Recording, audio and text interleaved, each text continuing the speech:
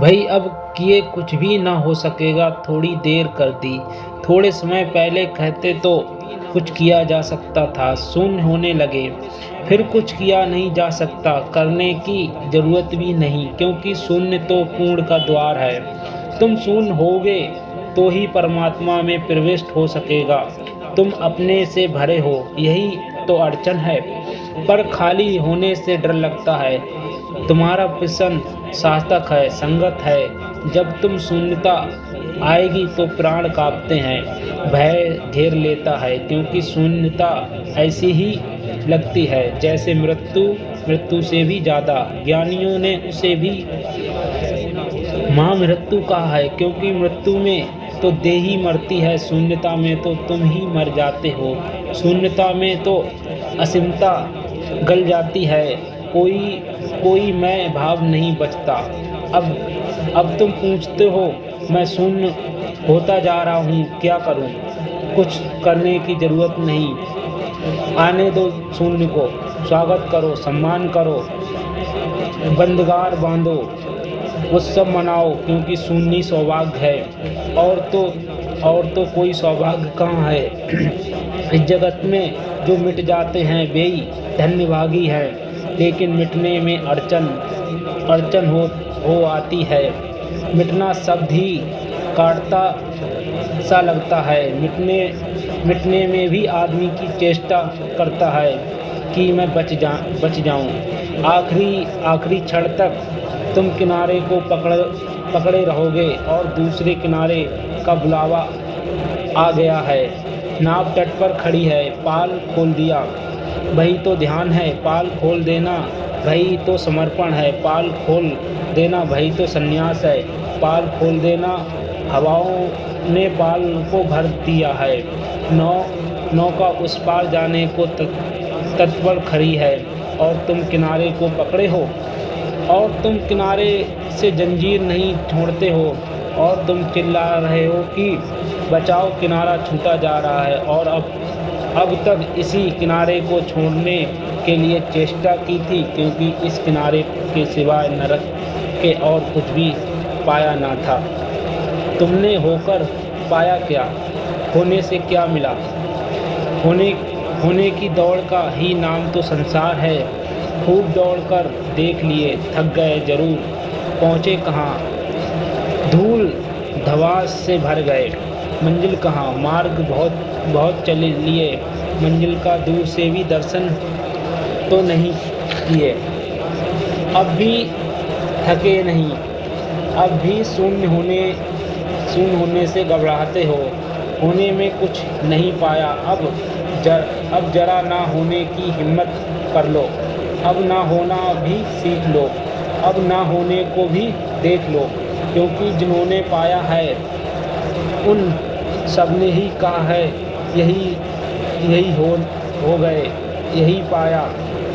शून्य तो समाधि है, निश्चित ही तुम मिटते हो, मगर एक ही हिस्सा है तुम जैसे सुबह होती है रात तो मिटती है, मगर एक हिस्सा है सूरज उग रहा है, सुबह हो रही है, आकाश से भर रहा है, बादलों में नए नए रंग आ रहे हैं, पक्षी गीत गा रहे हैं, वृक्ष जागने लगे हैं, प्राण का संचार हुआ है। इसे भी देखोगे या नहीं? या देखते रहोगे कि रात टूटी जा रही है, रात बीती जा रही है, रात को ही छाती से लगाए बैठे रहोगे? निश्चित ही जब प्रकाश होगा तो अंधेरा हो जाएगा। तुम अंधेरे हो, तुम्हारा परमात्मा से मिलना ही नहीं हो सकता, तुम्हारे न होने ही मिलन है। कहीं अंधेरा और प्रकाश का मिलना हुआ है?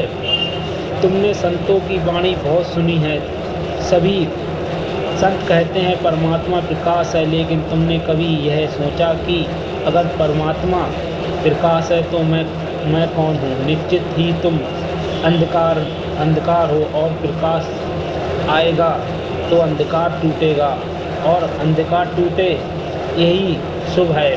कबीर ने कहा, शून्य हो जाने से बड़ी और कोई घटना नहीं। उस दशा में सहज शून्यता अवस्था कहा है। एक बड़ा प्यारा शब्द है, संतों ने बहुत उपयोग किया है, दो अर्थों में उपयोग किया है इसके लिए। शब्द बहुत प्यारा है, शब्द है खसम। संस्कृत में एक अर्थ है खसम का, अरबी में दूसरा। संतों ने दूसरे शब्दों को एक साथ उपयोग किया है और चमत्कार ला दिया। इस शब्द में अरबी में अर्थ होता है पति, और परमात्मा पति है, परमात्मा कृष्ण है और भक्त उसकी गोपी है और रास है। परमात्मा पति है, मालिक है, प्यारा है, प्रीतम है। संतों ने इस शब्द का भी उपयोग किया है इस अर्थ में और चमत्कार ला दिया।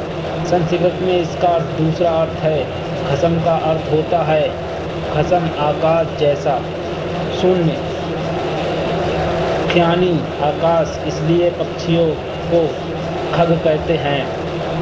खग यानी जिनकी गति आकाश में है।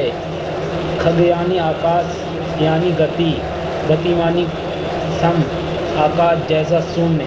तो संस्कृत में खसम का अर्थ महाशून्य और अरबी में खसम का अर्थ है प्यारा, आकाश जैसा होने से मिलता है। संस्कृत के अर्थों में खसम हो जाओ और अरबी के अर्थों में खसम है भय मिल जाता है। तुम घबरा रहे हो, पूछते हो मैं क्या करूं, सुनता जा रहा हूं। घबराओ मत, उतरो इसी में उत्तर। कुछ मिले तो मिले ये सीढ़ियाँ, उतरो शून्य की। डर तो लगेगा, डर के बावजूद डरो। इसलिए मैं कहता हूँ साहस चाहिए सत्य की खोज में, असत्य छोड़ना पड़ता है। भाई साहस की ज़रूरत है। अंधेरा छोड़ना पड़ता है, देही छोड़नी पड़ती है, मन छोड़ना पड़ता है, सब छोड़ना पड़ता है। सब जब छोड़ने को कुछ भी नहीं रह जाता, तुम खाली सेज रह जाते हो। उसी क्षण पिया उतरता है। जब छोड़ने को कुछ भी नहीं बचता, उसी परम शून्य अवस्था में मिलन। तो डरो मत, बचो मत। बड़ी मुश्किल से शून्य होने का क्षण आता है, इसी की तो हम तलाश कर रहे हैं। अब यह रोज यहाँ होता है, इसको शून्य का अनुभव नहीं हुआ।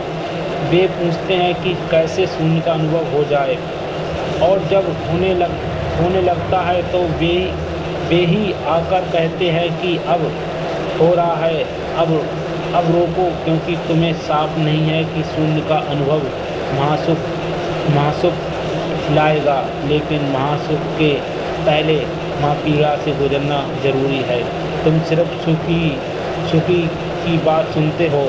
तुमने सुना समाधि महासुख है, तो तुम लोग पैदा होता है कि चलो समाधि लग जाए, मगर तुमने यही नहीं सोचा कि समाधि के उस महासुख के लिए कीमत चुकानी पड़ती है।